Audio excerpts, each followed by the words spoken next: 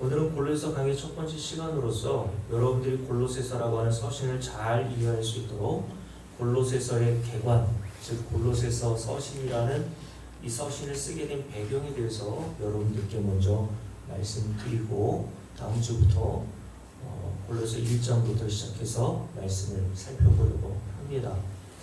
먼저 여러분, 골로새서는 사도 바울이 로마 감옥에 2년 동안 투옥되어 있을 때에 쓴 4개의 서신 중 하나에 속합니다. 여러분들께 이미 살펴드렸고 말씀을 드렸던 대로 사도 바울이 로마 감옥에서 갇혔을 때 쓴 4개의 서신이 뭐였습니까? 에빌골몬, 이렇게 외우시면 편해요. 에빌골몬, 에베소서, 빌립보서, 빌레몬서, 골로새서, 이 4개의 서신이 곧 사도 바울이 감옥에서 쓴 서신, 이것을 옥중 서신이라고 이야기를 하죠.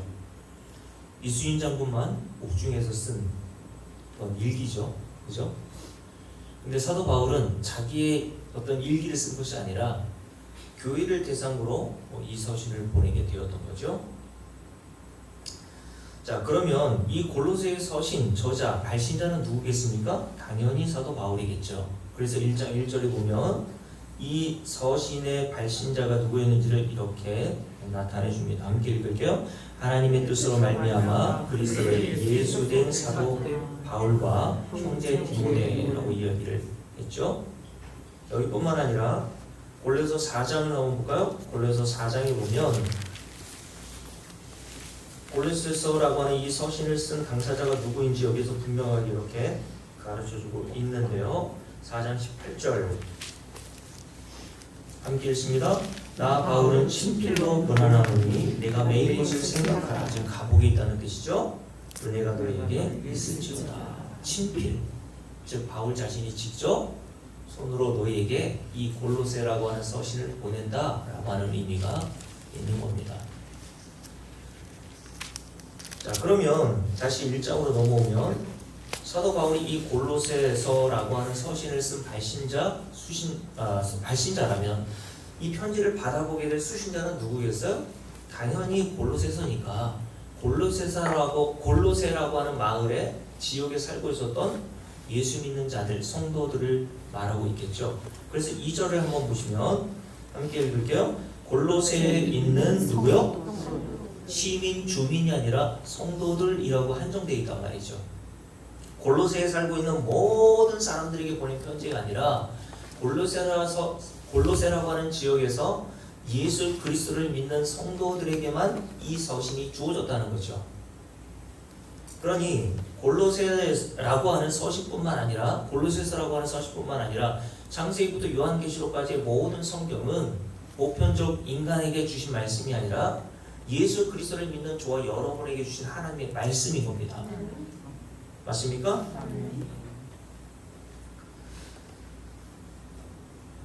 자, 이렇게 기록된 골로새라고 하는 서신은 대략 AD 예수님이 오시고 난 다음에 62년, 63년경에 쓰여진 것으로 골로새서가 비슷한 시기 바울이 로마 감옥에 있을 때 쓴 서신이라고 이야기를 드릴 수 있는 것이죠. 그런데 오늘 이 편지의 수신자들인 골로새서 교회가 에베소 교회나 빌립보 교회와 좀 다른 점이 있었어요. 예를 들어 빌립보 교회는 어떻게 개척이 되었나요? 사도행전 16장을 보면 알 수 있듯이 이미 여러분과 함께 살펴봤으니까 다시 들떠보지는 않을게요. 당시 사도 바울이 아시아에서 복음을 증거하려고 했던 계획을 가지고 있었습니다. 아시아는 어떤 곳을 말하냐면 여기 여러분께 지도를 띄워드렸던 소아시아라고 하는 이 지역을 얘기하는 거예요. 이 지역은 지금으로 보면 터키입니다. 터키를 아시아라고 이야기를 합니다. 근데 보통은 소아시아 이렇게도 부르기도 하지요. 이 소아시아, 이 아시아에서 복음을 증거하기 위한 계획을 사도 바울이 갖고 있었습니다. 그런데 하나님께서 사도 바울을 이 계획에서 되돌려 마케도냐, 지금의 유럽인데 그 아시아 바로 위쪽 마케도냐 지역에 가서 복음을 증거하도록 하나의 환상을 보여주세요. 어떤 환상이냐면 마케도냐의 한 사람이 환상 가운데 바울에게 손짓을 하면서 우리에게 와서 도와달라라고 하는 환상을 하나님께서 사도 바울에게 주신단 말이죠. 그 환상을 보고 사도 바울이 자기의 계획을 줬고 하나님의 성령의 인도하심을 따라서 어디로 갑니까? 아시아로 가지 않고 그 아시아 위쪽에 있는 마케도냐 지역, 지금의 유럽으로 가서 복음을 증거합니다. 그 마케도냐에 첫 번째로 가서 복음을 증거했던 지역이 바로 빌립보라고 하는 지역이었죠. 그래서 사도행전 16장에 보면 마케도냐의 첫 성이라고 빌립보를 표현했단 말이죠. 자, 그런데 이 빌립보에 가서 사도 바울이 누구를 통해서 교회를 개척하게 되냐면 바울이 복음을 전해서 첫 번째로 얻었던 회심자가 있었는데 그 회심자가 누구예요? 강가에 나와 있었던 여인 중에 바울이 증거하는 복음을 듣고 회심한 여자가 있었잖아요. 자주장사, 자주 옷감을 팔고 있었던, 그 당시에 자주 옷감이라는 것은 부자들만 입고 있었던 옷이었거든요. 그러니까 상류층을 대상으로, 돈이 좀 있는 사람들을 대상으로 옷감을 팔았던 자주장사 루디아라고 하는 여자가 있었단 말이죠. 그래서 누가복음 16장에 보면 부자의 나사렛 비유에서 그 부자가 어떤 옷을 입고 있어요? 자주색 옷을 입고 있단 말입니다. 그러니까 그 당시에 자주색 옷감은 돈 있는 사람만 입을 수 있는 고급 옷감으로 보시면 돼요. 그런 자주장사 하나의 여자 기업가라고 볼 수 있는 거죠. 기업가였던 루디아가 우연한 기회에 강가에 나갔다가 바울이 증거하는 복음을 듣고 회심하게 됩니다. 그 회심한 역사에 대해서 사도행전 16장에서 뭐라고 기록하고 있냐면 하나님께서 루디아가 그 바울의 말, 복음을 듣고 있었을 때에 하신 일이 뭐예요? 그 루디아의 마음을 여셔서 바울의 말, 복음을 따르게 하셨다라고 되어 있어요. 그러니까 한 사람의 회심은 인간의 자의적인 결정과 선택에 의한 것이라고 성경은 우리에게 가르치고 있지 않단 말이죠. 저와 여러분이 예수 그리스도를 믿는 것은, 복음을 우리가 받아들이게 된 것은 우리의 능력으로 된 것이 아니라 루디아에게 하나님께서 그 강박하고 완고한 마음을 여심으로 복음을 믿게 하시고 받아들이게 하신 것처럼 우리에게도 그런 역사가 일어났던 겁니다. 아멘. 맞습니까? 아멘. 그러니 한 사람의 구원의 역사는 사람에게로부터 나온 것이 아니라 주께서 루디아의 마음을 여셔서 복음을 따르게 하시고 예수를 믿게 하셨던 것처럼 하나님의 능력으로 된 거예요. 아멘. 이것이 빌립보 교회를 세우게 된 첫 번째 회심자를 얻는 과정이었습니다. 이 빌립보라고 하는 도시에서 두 번째 회심자를 또 얻게 되는데 그가 누구냐면 바울이 빌립보에서 복음을 증거하다가 억울하게 또 이곳에서 또 감옥에 갇히는 신세가 되어버리죠. 근데 그 감옥에 갇혔을 때에 바울을 맡고 있었던 간수가 있었단 말이죠. 그 간수가 복음을 듣고 회심하여 그의 가족들이 한날 한시에 예수를 믿는 일이 벌어집니다. 아멘. 그때에 간수가 사도 바울에게 이렇게 물었어요. 선생님이요, 내가 어떻게 하여 구원을, 영생을, 하나님 나라를 받으리이까? 여러분, 이런 질문에 기독교 이외의 다른 종교들은 뭐라고 답하죠? 불교는 착한 일 많이 하고 공덕을 쌓으라고 얘기하죠. 석가모니처럼 열심히 수행하고 고행하여서 스스로 깨달음을 얻으라는 식으로 가르칩니다. 너도 부처처럼 석가, 그러니까 성불하라고 하는 뜻이 그런 뜻이라고 말했죠. 너 자신도 석가처럼 스스로 깨달아서 진리에 이를 수 있다라는 식으로 가르친단 말이에요. 유대교는 뭐라고 가르쳤겠습니까? 하나님이 모세를 통하여 명령하신 율법, 즉 아브라함처럼 할례도 행하고 율법의 세부 목록들 하나하나를 잘 지켜 행하라고 이야기를 해줬을 거예요. 그리고 이슬람교는 알라신을 위하여 순교하라고 이야기를 해줬겠죠. 불교나 유대교나 이슬람교가 조금씩 차이는 있지만 큰 틀에서는 똑같은 내용을 가르치고 있는 겁니다. 즉 인간에게 구원의 조건으로 어떠한 행위를 하라고 요구한단 말이죠.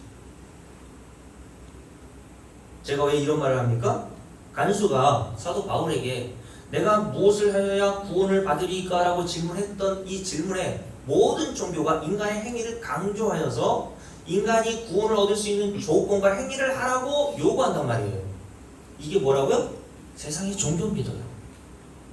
세상의 모든 종교는 인간의 행위에 관심을 가지고 강조합니다.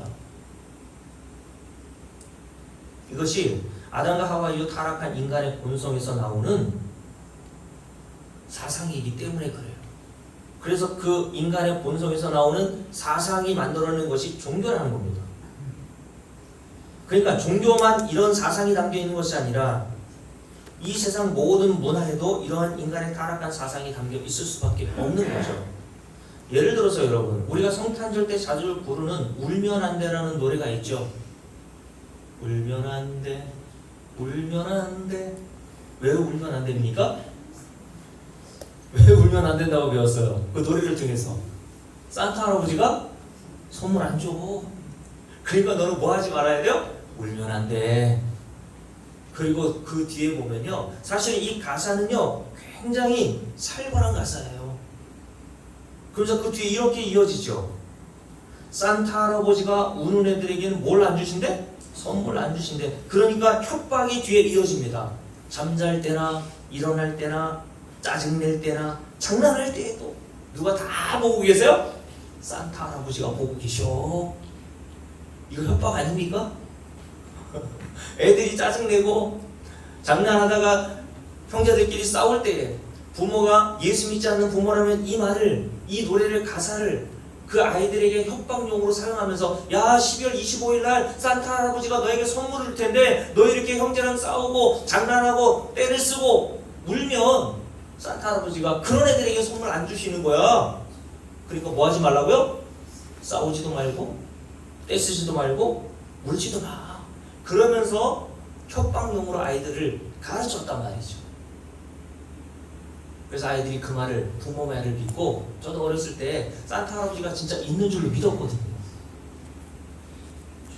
그래서 12월 24일 저녁날 양말을 걸어놓고, 그 다음 날에는 정말 산타 할아버지가 내가 1년 동안 행한 대가로 어마어마한 선물을 이 양말 속에 집어넣어 주시겠지? 저희 부부들은 낭만도 없었어요. 항상 그 다음날 12월 25일 아침에 일어나서 일찍 일어나가지고 그 양말 속을 찾아보면 뭐가 있어요? 아무것도 없어요. 제 친구 목사는 딸 하나를 낳았는데, 저도 사실은 제 아이들이 그렇게까지 못 해봤거든요. 12월 24일 날 저녁에 제 친구가 이제 아빠로서 산타 복장을 머리부터 발끝까지 딱 하고 선물을 가지고 자기 딸에게 몰래 가서 짠하고 나타나는 거예요. 그러니까 아이가 깜짝 놀래가지고, 야 내가 드디어 1년 동안 그렇게 잠잘 때나 장난할 때나 싸우거나 울지 않고 엄마 말을 잘 듣고 아빠 말을 잘 순종하여 들었더니 드디어 나에게 그 대가로 산타 할아버지가 선물을 가져왔구나. 그러니까 내년부터는 어떻게 해야 돼요? 더 떼쓰지 말아야지. 그게 또 먹히는 거죠. 이게 뭐라고요? 인간의 타락한 본성에서 나오는 사상이에요. 가르치는 겁니다. 어떻게 하면 내가 구원을 받을 수 있습니까? 어떻게 하면 내가 선물을 받을 수 있겠습니까? 어떻게 하면 내가 복을 받을 수 있겠습니까? 라고 종교는 뭐라고 대답한다고요? 네 하기 나름이야. 인간의 행위를 강조한단 말이죠. 그런데 이런 타락한 본성은 세상에만 만연되어 있는 것이 아니라 교회 안에도 오늘날 만연되어 있다라고 저는 봅니다. 제가 어떤 목사님이 설교하는 설교 내용을 들었는데요, 성도들을 앉혀놓고 이렇게 이야기하고 가르치더라고요. 우리가 하나님의 복을 받으려면 하늘로부터 그 복을 땡겨와야 된다고 얘기를 하시더라고요. 하늘로부터 하나님이 주시는 그 복을 우리가 땡겨와야 된대요. 그 땡겨와야 될 조건으로 하나님에게 충성해야 한다고 이야기를 하더라고요. 여러분, 하나님이 우리에게 주실 하늘에서만 신령한 복이라는 게 우리가 하늘로부터 땡겨와야 합니까? 우리의 행위 해석이 결정되는 거예요? 우리의 구원이 우리의 행위에 의해서 결정됩니까? 우리 하기 나름인 거예요? 그러면 그건 은혜가 아닌 거예요. 이미 그건 우리의 은혜가 아니라, 성경에서 말하는 은혜가 아니라 인간의 행위로 구원을 받고 인간의 행위로 복을 받는다는 거 아닙니까? 앞에서 제가 소개해드린 성탄절 노래인 울면 안 돼라는 가사와 뭐가 다르냐는 거예요. 하늘의 복을 땡겨와야 된다라고 하는 그 목사님의 말과 산타 할아버지가 주실 선물을 받으려면 울면 안 돼라는 말과 뭐가 다릅니까? 여러분, 그런데 사도 바울은 간수의 이 질문, 즉 내가 어떻게 하여야 구원을 받을 수 있습니까? 라고 하는 질문에 사도 바울이 뭐라고 대답합니까? 요렇게 해라 저렇게 해라가 아니라 뭐라고 했어요? 주 예수를 믿어라. 다시요? 뭐라고 대답했다고요? 주 주 예수를 믿으라. 그리하면 너와 내 집이 구원을 받을 것이다 라고 말씀하셨어요. 아멘. 뭘 하라고 얘기해 줘야 되는데 주 예수를 믿으라고 얘기했어. 왜 이런 말을 사도 바울이 한 겁니까? 인간의 행위로는 하나님의 구원을 받을 자격이 조건이 갖추어지지 않는다는 사실이 여기 포함되어 있는 거예요. 오직 하나님이 마련해 두신 예수 그리스도와 그가 십자가에서 이미 이뤄놓으신 그 공로와 은혜를 의지하여 믿는 길 이외에는 우리가 구원을 받을 수 있는 길이 없다고 강조한 겁니다. 이것이 뭐라고요? 이게 기독교입니다. 다른 종교와 기독교와 다른 게 바로 이거예요. 그래서 기독교는 종교에 포함될 수 없어요. 기독교는 종교가 아닙니다.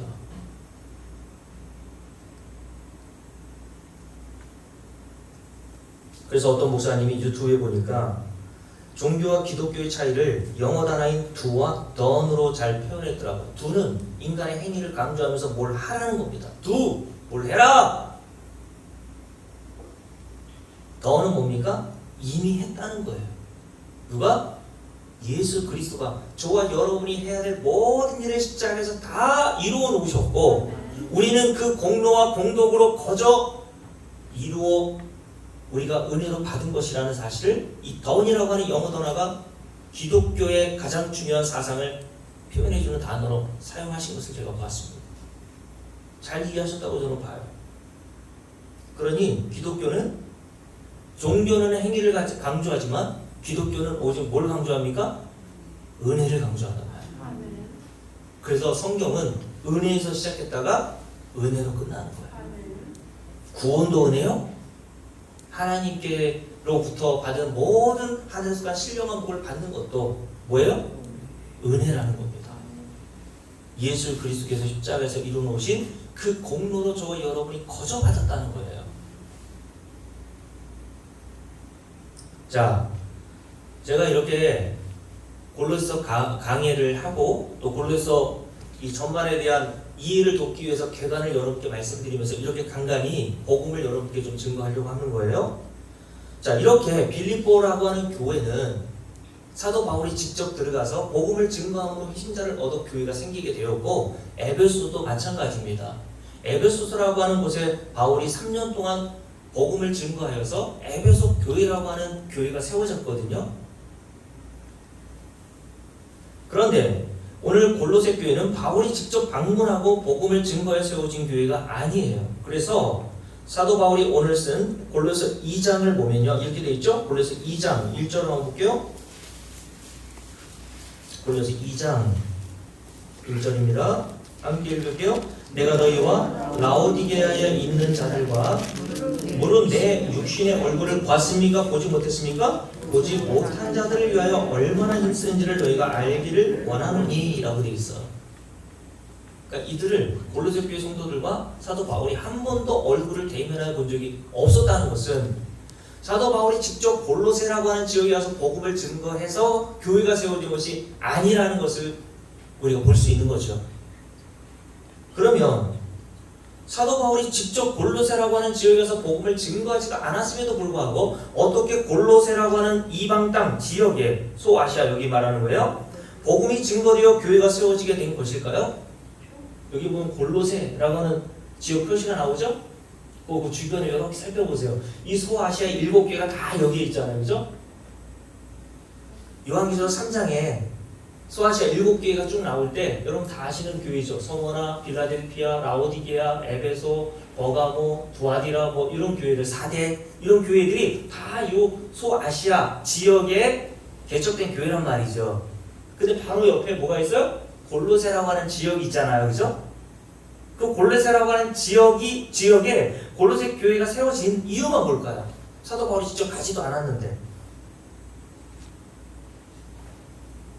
자, 오늘 1장 7절을 보면 이 골로새 교회를 세운 장본이 누군지가 기록되어 있는데요. 7절 함께 읽습니다. 이와 같이 우리와 함께 종된 사랑하는 누구? 주를 보는 에바브라라고 하는 인물이 있었단 말이죠. 이 골로새 지역을 고향으로 둔 에바브로가 골로새 지역의 복음을 증거하여 교회가 개척된 거예요. 에바브로에게 너희가 배웠나니, 그러니까 골로새 교회 성도들은 사도 바울에게 배운 게 아니라 에바브라라고 하는 사람에 의해서 복음을 배웠다는 거죠.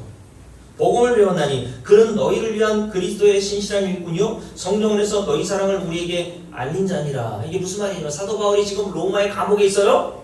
그 로마의 감옥에 있을 때 에바브라라고 하는 자가 이 골로새 교회 성도들의 형편을 알려줬다는 얘기예요. 그래서 골로새 교회 성도들의 형편을 이 에바브로를 통해서 듣고 난 다음에 사도 바울이 골로새 교회 성도들에게 이 편지를 쓴 거예요. 그러면 여러분 궁금하지 않나요? 저만 궁금할 수도 있지만, 그러면 이 골로새라고 하는 지역에 살고 있었던 에바브라라고 하는 사람은 어떻게 사도 바울이 증거하는 복음을 듣고 회심하게 되어 자기 고향 땅으로 가서 교회를 세우게 되었던 것일까요? 자, 이 골로새 바로 옆에 에베소, 이 빨간 글씨로 되어 있는 점이 하나 있죠. 이 에베소라고 하는 지역은 이 아시아에 있는 도시 중에서 가장 큰 도시로 소문난 도시였거든요. 그러니까 일종의 우리나라에서 가장 큰 도시인 서울로 보시면 되는데, 이 에베소라고 하는 큰 도시하고 이 골로새라고 하는 지역과의 거리가 한 200km 정도 돼요. 그러니까 지금 200km면 한 2시간이면 갈 수 있는 거리 아닙니까? 근데 이 당시에는 꽤 먼 거리라고 볼 수 있는 것이죠. 근데 학자들이 골로새에 살고 있었던 에바브라가 사도 바울이 증거한 복음을 듣고 회심하게 된 이유가 뭘까를 추정하는데, 이 큰 도시였던 에베소에 에바브라라고 하는 오늘 이름하고 있는 이 골로새 교회를 개척한 자가 우연히 찾아갔다가 에베소에서 사도 바울이 3년 동안 복음을 증거했다고 제가 말씀드렸잖아요. 3년 동안 에베소라고 하는 큰 도시에서 사람들에게 복음을 증거하고 있을 때에 이 에바브라가 우연히 그 복음을 듣게 된 거죠. 그리고 그 복음을 듣고 회심하게 되어 자기 고향 땅인 골로새에 가서 복음을 증거함으로 말미암아 자신과 함께 동일한 회심한 자들과 교회를 개척하게 되었다라고 이렇게 학자들이 추정합니다. 그게 맞는지 안 맞는지는 모르지만 어쨌든 그랬어요.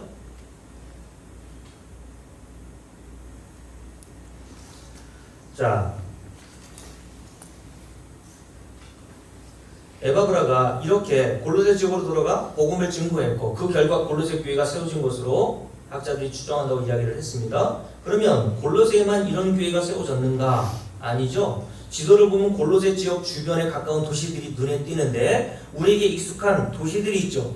보면 히에라볼리, 바로 골로새 바로 위에 히에라볼리라고 하는 지역이 있어요. 그죠? 그리고 바로 옆에 또 빨간 글씨로 어떤 도시가 있습니까? 라오디게아라고 하는 도시가 있어요. 손님 오늘 라오디게아라고 하는 교회를 생각해 보면 뭐가 제일 먼저 떠오릅니까?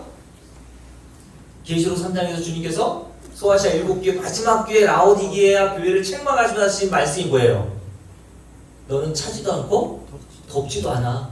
그러니까 내 입에서 토하여 내칠 거야 라고 하는 말씀을 들었던 교회가 요 라오디게아 교회였다는 거죠.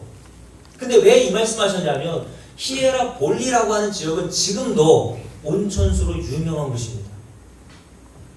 이 터키 여행 가보신 분 알겠지만 터키 여행지로서 가장 유명한 여행지 중에 하나가 파묵갈레라고 하는 지역이 있어요. 저도 예전에 바울의 선교 여행지 이렇게 여행한다고 지방에서 갔다가 이 파묵갈레라고 하는 유황 온천 지역을 가봤거든요. 어마어마합니다.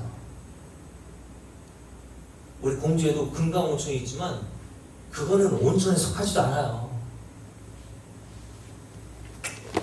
우리가 흔히 온천물이라고 들어가는 그 목욕탕 같은 경우에는요, 물도 데펴 써야 되고 유황이 부족해가지고 유황도 타서 이렇게 사용하고 있지만 이 파묵갈레라고 하는 이 히에라볼리라고 하는 지역에 파묵갈레라고 하는 곳에서 나오는 유황 온천은요 진짜 순수 유황 온천이에요.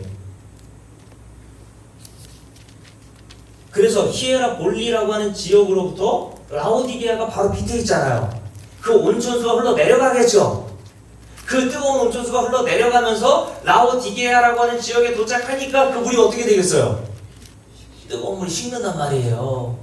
그래서 주님께서는 그 지역에 관련된 배경을 그들이 너무나 잘 알고 있었기 때문에 너희 믿음이 바로 그거와 같은 상태임을 말씀해 주셨다는 거예요.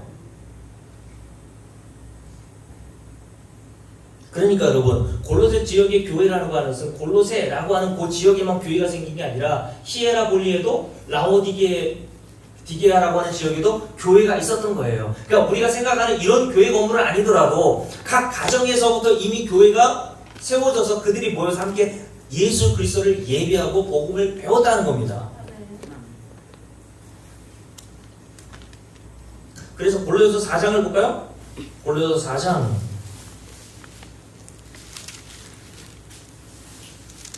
골로새서 4장에 보면 사도 바울이 이렇게 얘기하죠. 12절 13절 함께 읽습니다. 그리스도 예수의 종인 너희에게서 온 누구요? 에바브라. 골로새 교회를 건축하고 개척한 사람이라고 그랬어요. 에바브라가 너희에게 뭐라 하느니라. 그가 항상 너희를 위하여 애써 기도하며 너희로 하나님의 모든 뜻 가운데서 완전하고 확신 있게 서기를 구하나니 그가 너희와 골로새 교회 지역의 교회 성도들 너희와 어디? 라오디게아에 있는 자들 그리고 히에라볼리에 있는 자들 이게 교회란 말이요. 이런 자들을 위하여 많이 수고하는 것을 내가 증언하노라 라고 얘기했어요. 그러니까 골로새 지역 자기 고향 땅에서만 복음을 증거하실 것이 아니라 에바브라는 그 주변 지역이었던 히에라볼리라고 하는 지역이었어도 복음을 증거했고 그 밑에 지역이었던 라오디게아라고 하는 지역이었어도 복음을 증거해서 그 복음을 듣고 회심한 자들이 교회가 되어 개척된 상태라는 것을 보여주고 있는 거죠. 그러니 오늘 골로새서라고 하는 이 서신은 골로새 교회 성도들에게만 주신 메시지가 아니라 라오디게아 교회 그리고 히에라볼리에 세워진 교회 성도들에게 동시에 주고자 사도 바울이 감옥에서 쓴 서신이라고 보면 될 겁니다. 그러니 여러분 이렇게 복음이 바울을 통해 에바브로에게 증거되고 에바브로는 그 지역 여러 사람들에게 복음이 증거되어 이방 도시까지 교회가 생겨나게 된 것을 통해서 우리가 뭘 깨닫게 됩니까? 주님께서 제자들에게 이런 말씀하셨죠. 사도행전 1장 8절 오직 성령이 너희에게 임하시면 너희가 권능을 받고 예루살렘과 온 유대와 사마리아와 땅끝까지 이르러 뭐가 된다고요? 내 증인이 되리라. 누구 증인이 된다는 거예요? 예수 그리스도와 그가 십자가에서 행하신 일을 증언하는 증인이 된다. 그러니 이미 하나님의 교회 여호와 증인이라고 하는 말 자체가 틀린 거예요. 왜 여호와의 증인이 되라고 합니까? 주님께서 뭐라고 그랬어요? 내 증인 되라고 하셨잖아요.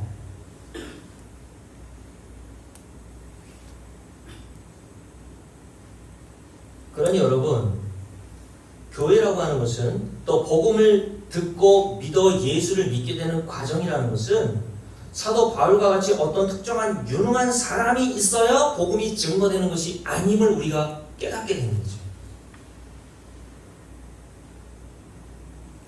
복음이라는 것은 복음을 전하는 자의 능력으로 되는 것도 아니고 복음을 받아들이는 수신자의 이해력과 지식으로 되는 것도 아니란 거예요.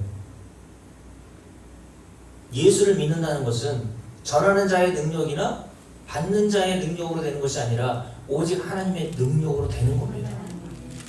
그래서 고린도서 2장에서 사도 바울이 뭐라고 그랬습니까? 고린도서 2장을 한번 살펴볼까요? 골로새서 이렇게 잡아놓고 고린도서 2장을 한번 보세요. 고린도전서 2장. 자, 사도 바울이 고린도라고 하는 우상의 도시에서 복음을 증거할 때에 이런 각오를 하고 복음을 증거했다고 이야기를 해주는 대목이 나옵니다. 2장 1절 함께 했습니다. 형제들아 내가 너에게 나아가 하나님의 증거를 전할 때에 뭐로 하지 않았다고요? 말과 지혜의 아름다운 것으로 하지 아니했다. 너희들을 설득하려고 온갖 교묘한 말 사람들이 좋아하는 사탕 발림과 같은 말을 너희들이 하지 않았다고 얘기해요. 그러면서 2절 내가 너희 중에서 예수 그리스도와 그가 십자가에 못 박히신 것 외에는 아무것도 알지 아니하기로 작정하였습니다 라고 얘기했어요. 여러분, 예수 그리스도와 그가 십자가에 못 박히신 그 내용이 바로 복음 아닙니까? 근데 왜 사도 바울이 1절에서 내가 이 복음을 증거하는 데는 인간의 말과 지혜로운 아름다운 것으로 그들에게 전하려고 하지 않았다고 얘기하는 걸까요? 그 위에 1장을 보세요. 고린도서 1장 21절 함께 했습니다. 하나님의 지혜에 있어서는 이 세상이 자기 지혜로 하나님을 알아요 몰라요? 다시요. 인간이 자기 지혜로 하나님을 압니까 모릅니까? 몰라요. 인간의 능력으로 하나님을 알 수 있는 능력이 있어요? 없단 말입니다. 인간의 지혜로운 말과 인간을 설득한다고 해서 그 사람이 예수 믿습니까? 못 믿는다는 거예요. 그러므로 이 세상이 자기 지혜로 하나님을 알지 못함으로 하나님께서 뭐를 통해서 전도라고 하는 미련한 것으로 믿는 자들을 구원하시기를 기뻐하셨도다. 유대인은 뭘 구합니까? 표적을 구하고 헬라인은 지혜를 찾으나 우리는 십자가에 못 박힌 그리스도를 전했단 말이죠. 아멘. 그런데 이 십자가에 못 박힌 예수 그리스도를 전하는 이 도, 십자가의 도는 유대인들에게는 뭐가 돼요? 거리끼는 것이요 이방인에게는 미련한 것이로되, 여러분 이방인과 유대인은 전체 인류를 상징하는 의미라고 말씀을 드려서 모든 인간은 십자가의 도, 복음을 증거하면 못 알아듣는단 말입니다. 받아들이지 못한다는 거예요. 그러나 24절 함께 했습니다. 그러나 오직 누가요? 부르심을 받은 자들에게는, 이게 성도란 말이죠. 성도는 그러므로 내 능력으로 예수 믿고 복음을 깨닫는 게 아니라 하나님께서 그 복음을 깨닫게 하시려고 저와 여러분을 부르셨단 말이에요. 그 부르심을 받은 자들에게는 유대인이나 헬라인이나 남녀노소 빈부귀천 할 것 없이 예수 그리스도를 하나님의 능력이요 하나님의 지혜로 여긴단 말입니다. 아, 예수 그리스도께서 십자가를 통해서 하나님이 하실 이 일을 성도들은 깨닫는단 말이죠. 이게 인간 스스로의 능력으로 되는 것이 아니라 그랬어요. 그래서 결국 26절 볼게요. 함께 했습니다. 형제들아 너희를 부르심을 보라. 육체를 따라 지혜로운 자가 많지 않고 능한 자가 많지 아니하며 문벌 좋은 자가 많지 아니하도다. 이 고린도 교회 성도들 보니까 똑똑한 사람이 별로 없어요. 서울대 연고대 나온 사람은 없고 맨날 교회 나온다는 사람이 초등학교 졸업하고 중학교 졸업하고 그런 사람들이 대부분인 거예요. 야, 하나님이 그런 너희들을 부르셨다. 아멘. 야, 너희는 초등학교도 안 나오고 글자도 제대로 모르고 세상 사람들보다 그렇다고 해서 IQ가 똑똑한 건 또 아닌데 너희들이 어떻게 그 복음을 알아들었니? 하나님의 은혜인 거예요. 아멘. 간전 성우님 서울대 나오셨어요?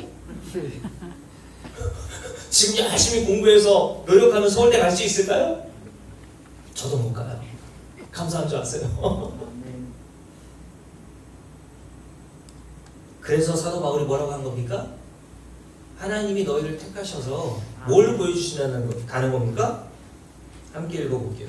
29절 택하사 쭉 27절 28절 쭉 얘기하면서 29절에서 이렇게 얘기했죠. 그렇게 하신 이유, 너희를 택하신 이유가 뭔지 알아? 이는 아무 육체도 하나님 앞에서 자랑하지 못하게 하려 하심이라. 네 능력과 네 실력으로 예수 믿지 못한다는 얘기입니다. 그걸 알아먹어야 스스로 자랑이 안 나와요. 아이고, 저거는 왜 10년을 둬도 복음을 알아듣지 못하나? 그런 분들이 가끔 있죠. 우리 교회 와가지고 이걸 못 알아듣냐 왜? 여러분들도 못 알아들었던 사람들이에요. 알아들었다는 것 자체가 그냥 은혜로 아시고 알아듣지 못하는 사람을 그냥 불쌍히 여기시면 돼요. 하나님 저들에게도 그런 은혜를 달라고 기도하시란 말이죠. 그래서 그 뒤에 뭐라고 되어 있습니까? 30절 너희는 하나님으로부터 나서 예수 그리스도 안에 있고 예수는 하나님으로부터 나와서 우리에게 뭐가 되세요? 지혜와 의로움과 거룩함과 구원함이 되셨으니 기록된 바 자랑하는 자는 주 안에서 자랑함과 같게 하려 함이라. 주 안에서 자랑한다는 뜻이 뭡니까? 사도 바울이 고린도서 15장 마지막 부분에 이 고린도 서신에서 뭐라고 했습니까? 내가 모든 사도보다 더 많이 수고했지만 복음을 더 많이 깨달아 알았지만 이것이 내가 수고한 덕분이 아니라 하나님의 은혜로 된 것이다. 이게 주 안에서 자랑하는 자들이에요. 나를 자랑하지 못합니다. 이 은혜를 아는데 어떻게 나를 자랑합니까? 그 복음을 깨달은 어떻게 내 지식과 내 똑똑함을 자랑합니까? 어떻게 그 지식과 똑똑함이 없는 자들을 정죄합니까? 은혜가 뭔지 모르는 거예요. 그래서 사도 바울이 고린도서 2장에서 뭐라고 합니까?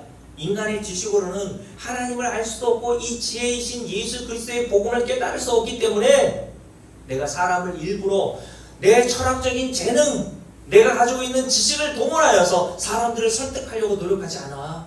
나는 다만 뭘 증거한다 그랬어요? 2절에서 2장 2절 예수 그리스도와 그가 십자가에 못 박히신 것 외에는 아무것도 너희들을 증거할 게 없다라고 얘기했어요. 그러면서 그 뒤에 이렇게 돼 있죠? 3절 말씀 보십시오. 함께 했습니다. 내가 너희 가운데 거할 때 약하고 두려워하고 심히 떨어노라. 내 말과 내 전도함이 뭐로? 설득력 있는 지혜의 말로 하지 아니하고 뭐로요? 다만 성령의 나타나심과 능력으로 하여 너희의 믿음이, 저와 여러분이 복음을 믿는 그 믿음이 사람의 지혜에 있지 아니하고 다만 하나님의 능력에 있게 하려 하였노라. 아멘. 저와 여러분의 믿음이라는 것이 사람의 능력, 전하는 이건철 목사의 능력으로 된 것도 아니요, 그 복음을 듣는 여러분의 지혜로 된 것도 아니라는 것을 하나님이 깨닫게 하신다는 거예요. 우리가 믿게 된 것은 다만 뭐라고 그랬어요?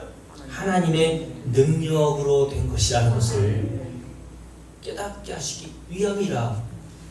그래서 너희들에게 어떻게 해서든지 교묘한 말로 사람들이 좋아할 만한 말로 설득하려고 노력하지 않는다고 한 거예요.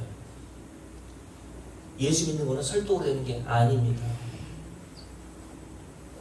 부모가 자식을 낳아서 그 자식에게 잘 설득하면 그 자식이 부모를 따라서 예수 믿는 게 아니란 말이에요. 착각하지 마시란 말이죠. 하나님의 능력으로 되는 겁니다. 그 하나님의 능력의 증거가 바로 저 여러분인 거예요.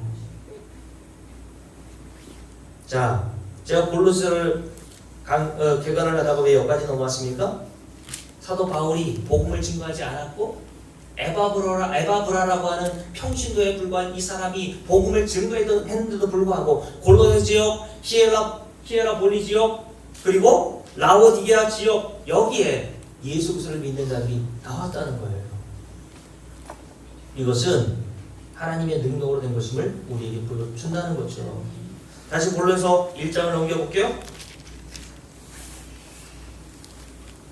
그러면 여러분, 오늘 사도 바울이 골로새서라고 하는 이 서신을 쓴 목적은 뭘까요?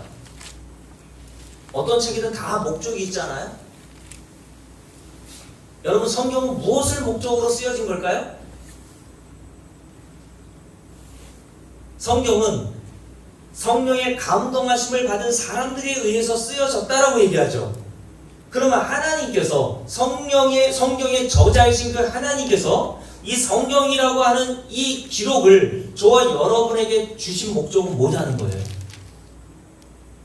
제 아내가 이번에 그 속회 예배 드리는 그 영상을 밴드에 올려가지고 저도 이렇게 제 아내가 녹화해 놓은 그 밴드를 봤거든요. 어떻게 말씀을 잘 증거하고 있는가. 잘하고 있더라고요. 근데 제 아내가 그 속회 예배 그 본문으로 오늘 골로새 1장 16절 이 말씀을 읽은 것을 제가 봤어요. 자, 16절에 보면요, 모든 만물을 지으신 자가 누구고 이 모든 만물의 창조의 목적이 무엇인지가 분명히 이렇게 드러났죠. 함께 읽어봅니다. 함께 읽을게요. 만물이 누구에게서 우연히 생겼습니까? 수님 박사님 아멘입니까? 모든 이 세상 만물은 우연히 진화되어 가지고 동물에 있었던 침팬지나 원숭이가 진화되어서 털이 빠지고 선지고사님이 4발로 걷다가 지금 이렇게 2발로 걷게 된 거예요? 얼굴에 털이 많았는데 털 하나도 없네? 오늘 성경은 우리에게 뭘 가르칩니까? 16절 함께 했습니다. 만물이 다 그에게서 창조되되, 그러면 창조하신 목적이 뒤에 나와야 될 거 아닙니까? 그냥 심심해서 창조하신 건 아닐 거 아니에요. 맞죠? 함께 했습니다. 하늘과 땅에서 보이는 것들과 보이지 않는 것들과 혹은 왕권들이나 주권들이나 통치자들이나 권세들이나 만물이 다 그로 말미암고 줄을 그어놓으세요. 그를 위하여 창조되었다. 오, 만물에 창조하신 이가 있고 그 만물을 창조하신 이가 그 만물을 창조하신 목적을 가지고 창조하셨어요. 손익원사님 왜 창조하셨습니까? 예수 그리스도를 위하여 창조한 거예요. 맞습니까? 제가 주일날 말씀드렸잖아요. 모든 창조의 목적은 여러분의 행복을 위해서가 아닙니다. 하나님의 영광을 위해서인 거예요. 근데 인간은 그 영광의 목적을 위해서 창조되었음에도 불구하고 그 창조의 목적에서 한참 벗어났죠. 그래서 고린도 10장에서 사도 바울이 무엇을 먹든지 무엇을 마시든지 무엇을 하든지 다 뭐를 위해서 하래요? 다 하나님의 영광을 위해서 하라고 말씀한 거예요. 그게 저와 여러분을 지으신 창조의 목적이었잖아요. 근데 여러분과 저는 그 목적대로 살아갑니까? 무엇을 먹어도? 무엇을 해도? 뭐를 위해서 살아요? 다 자기를 위해서 살고 자기를 위해서 계획하잖아요. 자기를 위한 계획으로 우리는 머릿속에 가득하지 않습니까? 그래서 주일에 말씀드렸잖아요. 제안에도 그 얘기를 하던데 하나님의 영광은 고사하고 우리는 작은 자기의 유익을 위해서 뭐를 해요? 거짓말한단 말입니다. 금방 드러날 것도 자기의 유익을 위해서 부모에게 거짓말한단 말이에요. 안 했어요. 안 했어요. 그러니 우리는 저와 여러분은 어려서부터 뭔 거예요? 생각하고 계획하는 것이 다 악한 것뿐인 거예요. 그래서 그러면 여러분 하나님이 이 만물을 창조하신 목적이 예수 그리스도의 영광을 위한 거라면 이 만물 안에는 뭐가 있습니까? 이 성경도 있는 거죠. 그럼 성경을 기록한 목적은 뭡니까?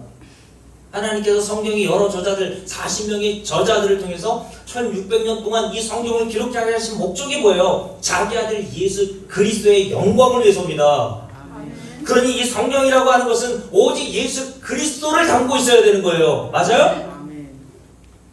그래서 제가 주일에 말씀드렸잖아요. 구약의 모든 인물들, 유대인들이 그렇게 존경하던 아브라함이라고 하는 조상, 다윗이라고 하는 왕, 그 수많은 성경에 기록된 모든 인물들이 한결같이 누굴 증거하고 있나요? 예수를 증거하고 있어요. 이렇게 성경을 봐야 제대로 보는 거예요. 이런 성경의 목적이 뭔지를 모르니까 여기에서는 이런 말하고 저기에서는 저런 말 하는 겁니다. 다윗의 일대기를 가지고 다윗의 영광스러운 다윗의 위대한 일을 본받자고 하는 식으로 가르치는 거예요. 성경을. 성경은 다윗을 우리에게 본받자고 가르치려고 주신 목적이 아닙니다. 밧세바를 범하고 그의 남편 우리아라고 하는 충성스러운 장군을 살해하기까지 한 그 다윗을 위하여 하나님이 그 아들이신 예수 그리스도를 준비해 놓으셨다는 것을 우리에게 보여주시는 게 성경이란 말이에요. 그래서 창세기에 보면요, 아담과 하와가 범죄하고 나서 하나님이 입혀주신 어떤 옷? 가죽옷을 만든 거예요. 가죽. 자기의 부끄러움과 수치를 가리려고 자기 스스로 만들어 놓아 입었던 그 무화과 나무 잎으로 엮었던 그 치마를 하나님이 벗기시면 뭐가 드러나요? 자기가 가리려고 했던 수치와 부끄러움이 드러나겠죠. 이게 성경의 첫 번째 역할이라고 말씀드렸잖아요. 성경은 저와 여러분의 죄의 부끄러움과 수치와 절망감 이런 것들을 하나님이 드러내신단 말이에요. 성경을 통해서.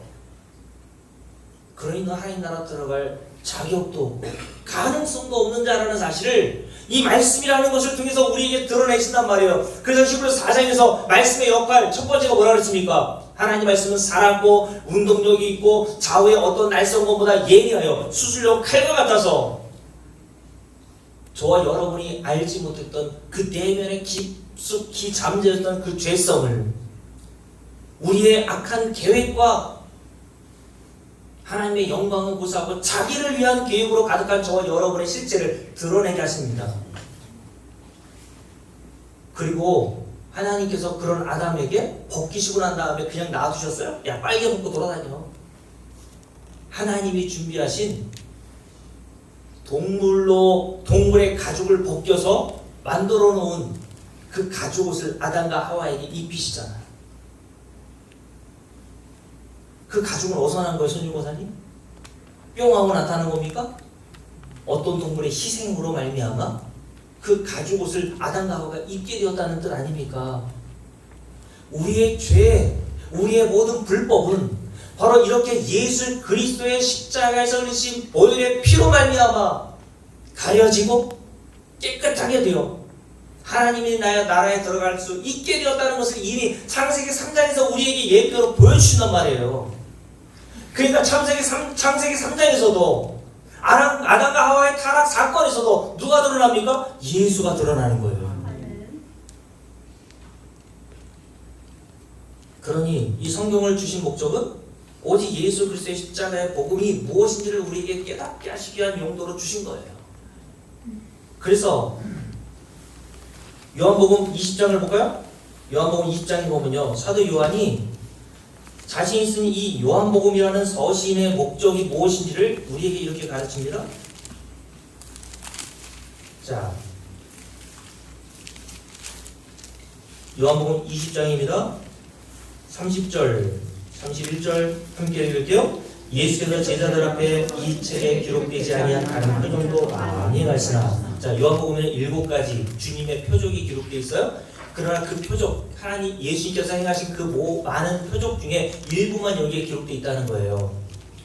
그 기록한 표적의 목적이 뭡니까? 함께 읽습니다. 오직 이것, 표적을 이렇게 기록함은 너희로 예수께서 하나님의 아들 그리스도이심을 믿게 하려 함이요, 또 너희로 믿고 그 이름을 힘입어 뭘 얻게 하시려고? 생명을 얻게 하려 함이니라.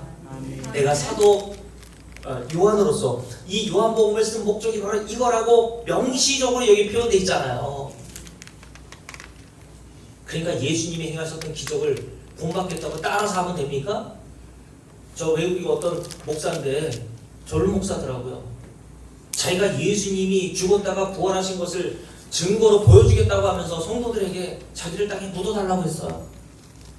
그 성도들은 참 착하고 믿음이 좋지 않습니까? 그래서 목사들, 자기가 담임 목사가 요구한 대로 땅에 묻어두었습니다. 그리고 3일 이후에 자기를 찾아오라고 했거든요. 다시 퍼보면 내가 살아나 있을 거라고. 어떻게 됐을까요? 죽었어요. 그거 보여주라고 요한복음 11장에서 예수님께서 나사로를 살리신 겁니까? 예수님께서 십자가에 죽으셨다가 부활하신 거예요? 오늘 사도 요한이 요한복음의 목적이 이렇게 기록되어 있다고 말씀하잖아요. 너희로 이 복음서를 읽고 예수를 믿어 뭘 얻게 하시려고? 생명을 얻게 하시려는 거야. 그러니 손님 목사님, 우리에게 생명이 있었다는 얘기야, 없었다는 얘기예요? 없었다는 얘기잖아요. 이 생명이 없었던 저와 여러분, 허물과 죄로 죽었던 저와 여러분, 지옥에 갈 수밖에 없는 저와 여러분을 생명을 주시기 위해서 예수께서 십자가에서 행하신 일을 깨닫게 하시려고 성경이 기록된 거란 말이에요. 그러니 성경은 우리에게 한 목소리로 외치고 있는 겁니다. 주 예수를 믿으라. 아멘. 사도 바울이 간수에게 한 말처럼 주 예수를 믿으라. 아멘. 여러분이 자녀들에게 뭘 해야 합니까? 주 예수를 믿으라. 아멘. 나이 드시면 잘 들으세요. 돌아가기 전까지 자녀들에게 뭘 물려줘야 합니까? 언젠가는 자녀들이 예수 믿겠지 라고 하는 막연한 희망과 기대를 갖지 마세요. 하나님이 택하신 자들에게 하나님의 능력으로 예수 그리스도라고 복음을 쥐어주시고 깨닫게 하시는 겁니다. 그러기 위한 수단과 통로로 저와 여러분을 사용하시는 거예요. 그러니 저와 여러분을 사도 베드로처럼, 사도 바울처럼 주 예수를 믿으라 라고 외쳐야 되는 거죠. 아멘. 자, 다시 골로새 1장을 볼게요. 그러면 골로새서라고 하는 서신의 기록 목적도 동일해야 되겠죠, 그죠? 창세기도 요한계시록 모든 목적이 예수 그리스도의 영광을 위해서 우리에게 주신 목적이라면 골로새도 마찬가지일 거 아닙니까? 그래서 골로새 교회에 보낸 이 편지에 보면요, 성경의 기록의 목적과 그 의도를 모르는 자들이 이 골로새라고 하는 얼마 생긴 지 개척된 지 얼마 안 되는 교회에 찾아 들어온 이단 사상 유대주의자들이 있었단 말이죠. 그래서 사도 바울이 이 이야기를 에바브라라고 하는 그 골로새 교회 개척자의 이야기를 듣고 뭐라고 얘기했는지 아십니까? 자, 2장 4절 5절 함께 읽어볼게요. 골로새 2장 4절 함께 읽습니다. 내가 이것을 말하면 아무도 어떠한 말? 교묘한 말로 너희를 속이지 못하게 하려 함이니. 그러니까 골로새 교회에 누가 들어왔다는 거예요 지금? 교묘한 말로 너희들을 속이는 자가 들어와 있다라는 말을 에바브라를 통해서 들었던 거예요. 아, 골로새 교회에도 이단 사상이 들어왔구나. 고린도 교회, 갈라디아 교회, 에베소 교회, 안디옥 교회에 이르기까지 하나님이 값주고 사신 이 교회에 항상 마귀는 역사하고 있단 말이에요. 교묘한 말, 왜 교묘하다고 그랬을까요? 손님 권사님, 사기꾼들이 얼마나 교묘한 말로 사기를 쳐먹습니까? 그래서 속는 거 아니에요, 그죠? 손님 권사님 속은 적 있다면서요? 속을 뻔한 적 있다 그랬나? 네? 그 증산도 사람이 손님 권사님께 와가지고 무슨 안 좋은 일 있으신 것 같다고 하면서 뭐를 얘기합니까? 그 안 좋은 일 해결하려면 조상에게 제사를 드려야 된다잖아요. 저한테도 그렇게 수원역에 돌아다닐 때, 그때 제가 참 어려웠고 복음도 몰랐을 때 증산도 믿는 사람들이 저에게 두 사람이 딱짝져 오더니 얼굴을 표정을 보니까 근심이 많으신 것 같다고. 그래서 잠깐 얘기를 들어봤죠. 요즘에 저한테 일이 잘 안 풀리지 않냐고. 그런 것 같다 그랬더니 그 원인에 대해서 뭐라고 얘기하냐면 혹시 조상 중에 일찍 죽은 조상 없냐고. 생각해보니까 있더라고요. 근데 여러분은 없어요? 다 일찍 죽은 조상이 있어. 근데 마음이 공허하고 힘드니까 그게 내 얘기로 들리는 거예요. 있는데요?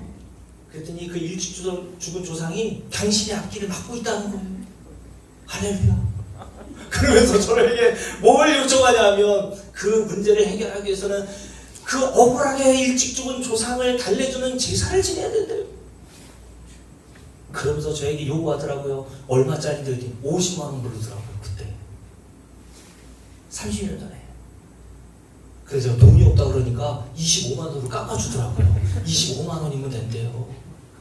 그래서 제가 그때 정신을 차리고 야, 이게 뭐야? 제 갈 길을 가려고 하죠. 증산도 사람들 특징이 있어요. 100원만 달래, 100원. 그래서 100원을 뭐 하려고 그래야 했더니 커피 좀 사먹게 100원만 달래요. 그 지도 그런 거지. 일을 해서 벌어먹고 살아야지. 남 등쳐먹고. 여러분, 사기꾼들은 교묘한 말로 사람을 속입니다. 근데 밖에서 사기꾼에 의해서 속아서 100만 원을 여러분들이 잃어버렸다고 생각해보세요. 우인나무라면 100만 원을 잃으면 속상합니까? 안 속상합니까? 잠을 못 잘 정도 속상하잖아요. 그죠? 근데 여러분, 100만 원을 잃어서 사기를 당해서 잃은 것보다 진짜 여러분들이 슬퍼하고 괴로워하고 힘들어해야 되는 것은요, 복음이 아닌 것으로 여러분들이 지금까지 속아왔다는 거예요. 지금도 교회 안에 이런 이단 사설들이 넘쳐나고 있습니다. 교묘한 말로 목사들이 다 이렇게 속이는 경우들이 많단 말이죠. 그래서 디모데 3장에 보면 말세의 특징에 대해서 사도 바울이 뭐라는 줄 아세요? 말세가 이르리니, 때가 이르리니 사람이 교회 안에서 속이기도 하고 속기도 하게 될 거야. 누가 속일까요? 목사가 속인단 말입니다. 성도들은 순진해가지고 목사가 하는 말은 다 옳다고 들어요. 무조건 아멘 하라니까 아멘 아멘 하죠. 어떤 목사님은 아멘 하는 자들에게 이렇게 얘기하더라고요. 오늘 아멘 하는 자들에게 복이 있을지어다. 자기가 하나님이에요? 여러분, 아멘은 아무 때나 하는 게 아니에요. 아멘이라는 뜻이 진실로 그렇게 되길 원합니다라고 하는 뜻이고 내가 동의한다는 뜻 아니에요? 목사들이 강단에서 여러분들에게 뭐라고 얘기한다고 해서 복음이 아닌데도 불구하고 아멘하는 것은 그거 아니란 말이죠. 근데 왜 아멘하게 됩니까? 모르니까. 왜 속아요? 모르니까. 골로새 교회 성도들도 이단 사상이 들어왔을 때 이들이 흔들렸단 말이죠. 그래서 사도 바울이 뭐라고 얘기합니까? 함께 읽어볼게요. 자, 5절 함께 했습니다. 이는 내가 육신으로는 떠나 있으나 심령으로는 너희와 함께 있어 너희가 질서 있게 행함과 그리스도를 믿는 너희 믿음이 굳건한 것을 기쁘게 봄이라 라고 얘기했던 거예요. 여기뿐만 아닙니다. 그 뒤에 보면요, 사도 바울이 이렇게 얘기했죠. 자, 2장 뒷부분 한번 보세요. 16절 함께 했습니다. 그러므로 먹고 마시는 것과 절기나 초하루나 안식일의 이유로 누구든지 너희를 비판하지 못하게 하라. 이런 자들이 골로새 교회 성도들 안에 들어와서 이 얘기를 했다는 거예요. 이 말이 무슨 말입니까? 유대인으로서 예수를 믿는 자들이 들어와가지고 야, 예수를 믿는 거 좋아. 예수를 믿지 말라고 한 게 아니에요. 예수를 믿어야 구원을 얻을 수 있지, 맞아. 그러나 하나님께서 모세를 통해 주신 율법도 지켜야 돼. 안식일 지켜야지. 레위기 11장 부정한 음식, 정한 음식, 부정한 음식이라고 규정한 음식을 먹지 말아야 되는 거야. 특별히 유대주의자들은 뭘 강조했냐면 할례를 강조했단 말이에요. 특별히 창세기 17장에 보면 아브라함에게 하나님께서 할례를 명령하시면서 하셨던 말씀, 이건 하나님과 나와의 영원한 언약이니 누구든지 할례를 받지 않는 자는 하나님의 백성 중에서 끊어지리라 라는 말씀하셨어. 그러니 유대주의자들이 이 성경을 인용해가지고 골로새 교회 성도들이 뭐라고 얘기했습니까? 예수 믿는 거 좋아? 수준고사님 예수 믿는 거 좋아? 근데 할례도 받아야 돼. 그래야 온전한 구원을 받을 수 있어. 안식일도 지켜야 되고 하나님에게서 말하는 유월절 지켜야 돼. 여러분, 이 이단 사상들이 골로새 교회 성도들 안에 들어와서 교묘한 말로 그들을 속인다고 이야기했을 때 사도 바울이 한 일이 뭡니까? 뭐 했어요? 그 뒤에 이렇게 되어 있습니다. 2장을 볼게요. 여기까지 하고 같이 읽으면요, 2장 1장 29절부터 읽을게요. 28절부터 읽읍시다. 함께 했습니다. 우리가 그를 전파하여 각 사람을 권하고 모든 지혜로 각 사람을 가르침은 각 사람을 누구? 그리스도 안에서 완전한 자로 세우려 함이니 이를 위하여 나도 내 속에서 능력으로 역사하시는 이의 역사를 따라 힘을 다하여 수고하노라. 지금 힘을 다하여 수고하는 그 수고의 주체가 내 안에서 역사하는 성령이라고 사도 바울이 얘기하는 거예요. 그러면 이 교회를 위해서 힘을 다하여 수고했던 내용이 뭡니까? 교회 건축하는 거예요? 사람들을 어떻게 해서든지 교회로 몰아 들어오게 하는 겁니까? 2장을 보세요. 함께 했습니다. 내가 너희와 라오디게아에 있는 자들과 무릇 내 육신을 얼굴을 보지 못한 자들을 위하여 얼마나 힘쓰는지 너희가 알기를 원하노니. 뭐에 대해서 힘씁니까? 함께 했습니다. 이는 그들로 마음의 위안을 받고 사랑 안에서 연합하여 확실한 이해의 모든 풍성함과 줄을 그어놓으세요. 하나님의 비밀인 뭐를? 그리스도를 깨닫게 하여 함이니. 그 그리스도 안에는 뭐가 가득해요? 지혜와 지식의 모든 보화가 감추어져 있느니라. 이게 무슨 말입니까? 한마디로 예수 그리스도로 충분하다는 거예요. 할례, 안식일, 유월절 덧붙이지 말라는 겁니다. 너희가 구원받는데 예수 그리스도와 그가 십자가에 행하신 그 일로 말미암아 너희 구원은 충분하다는 거예요. 맞습니까? 그러니 사도 바울이 오늘 골로새 교회 성도들에게 한 말과 같이 간수에게 한 말이 떠오르죠. 무엇을 해야 영생을 얻을 수 있습니까? 라고 얘기했을 때 사도 바울이 유대인이었잖아요. 자기가 할례를 중요하게 생각했습니다. 근데 그 간수에게 할례도 행해라고 했습니까? 안식일도 지켜라고 했어요? 6월절 중요한 절기니까 지켜라고 얘기했습니까? 손님은 뭐라고 했다고요? 주 예수를 믿으라. 그거면 충분해. 뭐가요? 네가 구원받는데 다른 거 보탤 게 없는 거야. 예수께서 십자가에서 다 이뤄놓으셨는데 네가 거기다 뭘 보태겠니? 그러니 여러분 이단은 뭔 줄 아세요? 예수 그리스도의 십자가의 은혜로 충분하지 않다고 말하는 자가 이단인 거예요.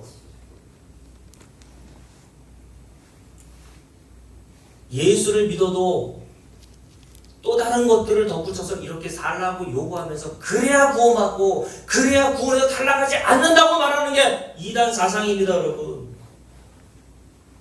구원은 인간의 행위로 되는 게 아니라면서요. 그런데 왜 인간의 행위에 의해서 구원에서 탈락할 수 있다고도 얘기합니까? 그게 뭐라고요? 교묘한 말로 사람을 속이는 거예요. 그렇게 보이거든요. 그렇게 들리거든요, 성경이. 근데 사도 바울이 뭘 위해서 힘쓴다고요? 너희를 위해서 내가 내 안에서 역사하시는 성령을 통해서 힘을 쓴다고 얘기하면서 그들에게 뭘 다시 증거합니까? 예수 그리스도의 십자가를 증거했어요. 그걸로 너희가 구원받기에 충분해. 걱정하지 마. 그걸로 너희가 충분해서 예수 그리스도가 그 이뤄놓으신 그 공덕으로 하늘에서 모든 신령한 복을 받는 것에 충분하기에 네가 다른 복을 받기 위해서 뭘 할 이유가 없다는 거예요. 그러면 아무것도 안 해야 된다는 말로 또 가는데 그렇지 않고 그 은혜를 주시고 그 거저 우리에게 십자가에서 행하신 그 공덕으로 우리에게 모든 것을 주신 그 하나님과 그 아들 예수를 찬송하게 되는 거죠. 아멘. 여러분, 말씀 마칠게요. 지금도 골로새 교회 성도들처럼 여러분들도 여전히 교묘한 말에 속는 경우가 있습니까? 그럼 목사님처럼 여러분이 뭘 증거해 주면 돼요? 예수 그리스도로 충분하다는 것을 계속 증거해 주면 됩니다. 그런 은혜로 여러분과 제가 참된 하나님이 세우신 교회로 잘 세워지게 되는 은혜가 있기를 주의 이름으로 축복합니다. 아멘.